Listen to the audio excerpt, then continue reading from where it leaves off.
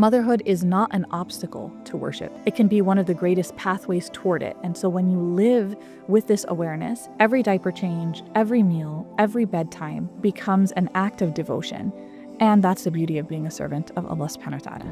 As Muslim mothers, it can feel like we're pulled in 1,000 different directions between children, marriage, household responsibilities, and sometimes work outside of the home. In the middle of all of this, sometimes worship can feel heavy and like just one more thing on our to-do list. But as we navigate all of the different roles that we have in our lives, Allah subhanahu wa ta'ala reminds us clearly of our primary role. He tells us, "And I did not create the jinn and mankind except to worship me." So no matter how many roles we juggle, our first and greatest purpose and our first and greatest role is as a servant of Allah subhanahu wa ta'ala. And when we prioritize that role, everything else falls into place with so much more barakah, so much more blessings in our lives.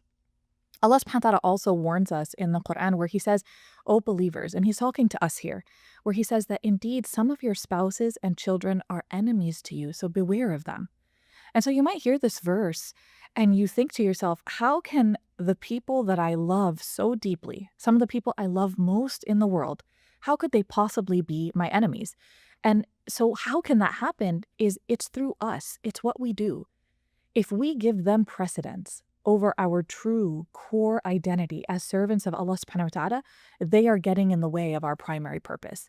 And that's not the path that we want to lead for ourselves or for our families. We want to model for our children through our actions, our primary role as servants of Allah subhanahu wa ta'ala. And so our children and our families can be both a blessing and a test. The question is, will they pull us away from Allah, or will we strive alongside them as we draw closer to Him? Here are a few things to consider as mothers striving to increase our own and our children's closeness to Allah subhanahu wa ta'ala. The first thing I want to mention, and the reason I'm mentioning this point is because of mom guilt, and every mom I know struggles with mom guilt. So the first point is to focus on the now. As mothers, we often live with guilt, what we didn't do yesterday, what we should have done better, right? But every moment is a gift from Allah subhanahu wa ta'ala. It's a new chance to turn back to Him. And when I first became a mom, I remember some of the hardships that came with that, both emotionally, as any new mom would experience, but also even from an ibadah perspective, a worship of Allah subhanahu wa ta'ala perspective. I remember the switch between night and day that happened to my salah, my prayers, and the difficulty that came with focusing on that and the guilt that I felt as I was trying to navigate that. But the Prophet ﷺ taught us, if anything befalls you, don't say, if only I had done such and such. Don't say the word law, if. Don't say, if only I had done such and such, but instead say, qadar Allah wa ma sha'a fa'al, that Allah has decreed whatever He wills, and Allah has decreed it, and whatever He wills, He does. Because when you use the word law, when you use the word if, it opens the door for shaitan. And so shaitan loves to play with our minds as we go through this.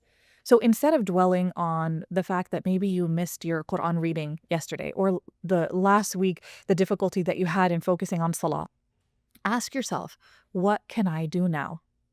What can I do now? Can I make dhikr while I'm folding laundry? Can I pray 2 rak'ahs during nap time? Every new moment is a new opportunity. And so as a new mom, I remember talking to my Quran teacher about my difficulty with focusing in salah. And she said, that's the time that you put your baby in a safe place, whether it's the high chair, whether it's in their crib, and you do your salah. It's your primary role and you can do it. And it was very helpful to think of a practical solution to allow me to worship Allah subhanahu wa ta'ala in the way that I wanted. The second point is to prioritize what is beneficial for you. What does that mean? The Prophet ﷺ said, strive for that which will benefit you, seek the help of Allah, and do not feel helpless. And so this hadith gives us a framework. This idea where he says, ihras ala ma yanfa'uk, that to focus on what benefits you. Focus on what truly benefits you and your family. Let go of the impossible standards that weigh you down. And he said, seek the help of Allah. Worship is not accomplished through willpower alone. Every act of worship happens because Allah opens that door for us. So turn to Him. If you're feeling distant, turn to Him and you're going to be brought closer. And then the Rasul ﷺ encourages us, do not feel helpless. Like I said, every new moment is a new chance. Even if you don't do it perfectly, do it partially. Still show up. because that all or nothing thinking really makes us feel stuck. But Allah subhanahu wa ta'ala loves consistency, not perfection. The Prophet ﷺ said that the most beloved deeds to Allah are the ones who are performed consistently, even if they're small. So even if you can't do everything, do something. Something is always better than nothing. And allow that to repeat in your mind. Something is always better than nothing. Even if you're just reading a few lines of Quran, you can earn thousands of hasanat, thousands of good deeds through that. The third point is to be intentional. Not every path to Jannah looks the same. Allah subhanahu wa ta'ala created us with different personalities, with different circumstances, with different strengths. And so we have these different personalities and these different circumstances. And because they're unique, our paths are unique as well. So reconsider your daily life. Look at your daily life and think about how you can transform certain parts of your day with intentionality. Everything can be turned into an act of worship if we're intentional about it. So ask yourself, what are some of the ways that you can shift your intentions for things that you already have to do each day to allow them to be a form of worship of Allah subhanahu wa ta'ala? The Prophet ﷺ highlighted this when he said, do not belittle any good deed, even if it's meeting your brother with a cheerful face. That means that everyday actions that you already do, smiling at your child, cooking a meal for your family, taking a deep breath when your child does something frustrating, all of these can be acts of worship if you intend them for the sake of Allah. So look at your daily routine. Where can you insert these acts of worship into your day-to-day life?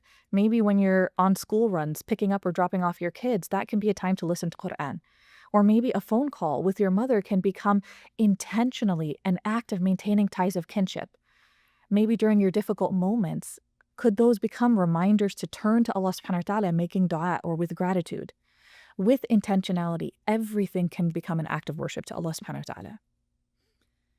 And then next, this is one of my favorite tips, and I think it's so important for moms, is building habits into your everyday life.